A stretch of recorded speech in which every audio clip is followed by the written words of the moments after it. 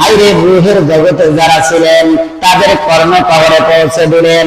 এখনো যারা আলমে আরওয়াহ যারা আছে, যারা অতীতে ছিল বা আসবে, সবার কানে ইব্রাহিম খলিলুল্লাহর সেই আওয়াজকে পৌঁছায়া দিয়েছেন। সুবহানাল্লাহ, পৌঁছা দিয়েছেন ইব্রাহিম খলিলুল্লাহর সেই আওয়াজ। আসো তোমরা বাইতুল্লাহ, আসো বাইতুল্লাহ হাজিরা দাও। যারা ইব্রাহিম খলিলুল্লাহর এই আওয়াজকে রূহের জগৎ থেকে শুনছে, তারা আওয়াজ দিয়েছে লাব্বাইক আল্লাহুম্মা লাব্বাইক লা শারীকা লাক লাব্বাইক ইন্নাল হামদা ওয়ান নি'মাতা লাকা ওয়াল মুলক লা শারীকা লাক লাব্বাইক।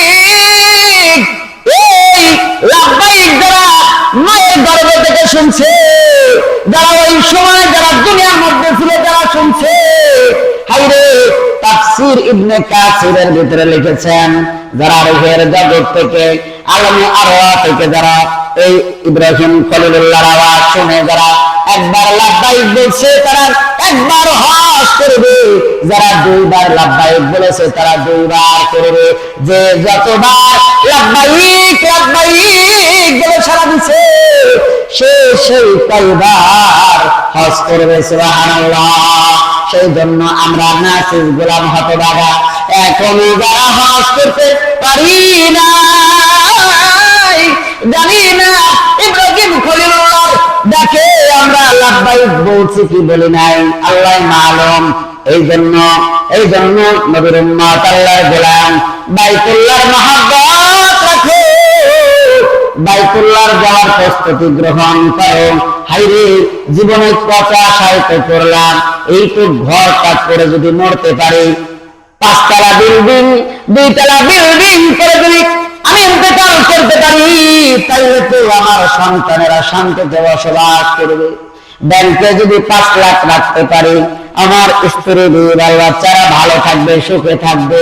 কত আশায় তো করে করে কত আশা করে করে সামনের দিকে অগ্রসর হইলা, কিন্তু এমন কি হইতে পারে না যে ইচ্ছা করেছো আশা করেছো বাইতুল্লাহ যাবা, এই চিন্তা করে ব্যাংকে যেমন টাকা ফেলাও সন্তানদের জন্য, স্ত্রীর জন্য, শ্বশুর শাশুড়ির জন্য, হাইরে তোর এমন একটা ব্যাংকে কি এমন টাকা জমা হইতে পারে না যে টাকা দিয়া বাইতুল্লাহ যাওয়া যায়, হইতে পারে না।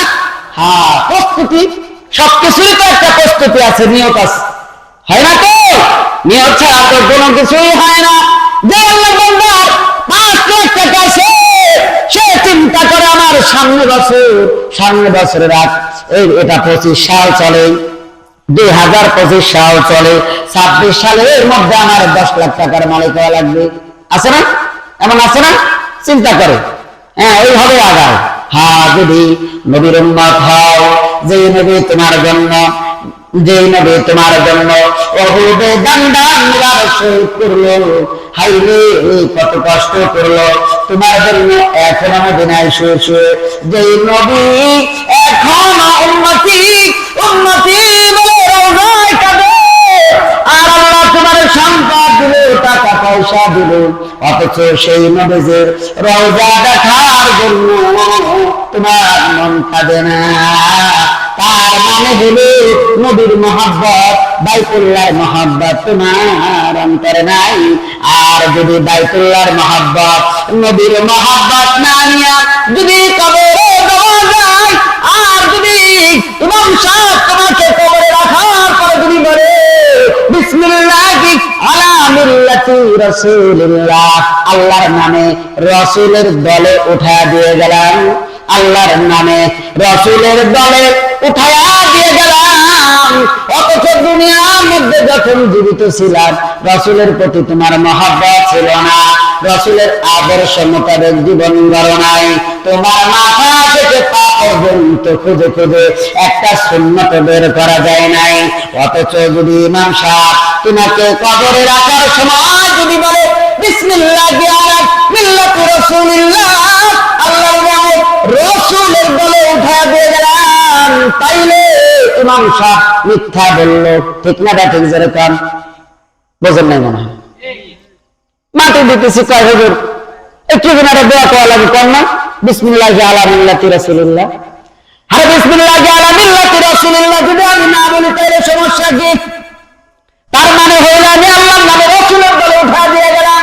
তুমি সারা জীবন আলেমের পিছনে ছুটলা, আলেমের বিরোধিতা করলা, সারা জীবন ইসলামের বিরোধিতা করলা, ইসলামের বাস দিলা, মোল্লা মৌলবীর বিরোধিতা করলা। দাড়িটুকু দেখলে তোমার মাথা গরম হয়ে যায়, মসজিদ দেখলে তোমার মাথা গরম হয়ে যায়, মাদ্রাসা দেখলে তোমার মাথা গরম হয়ে যায়, মাদ্রাসার তলবে আলেম হাফেজ কোরআন দেখলে তোমার মাথা গরম হয়ে যায়।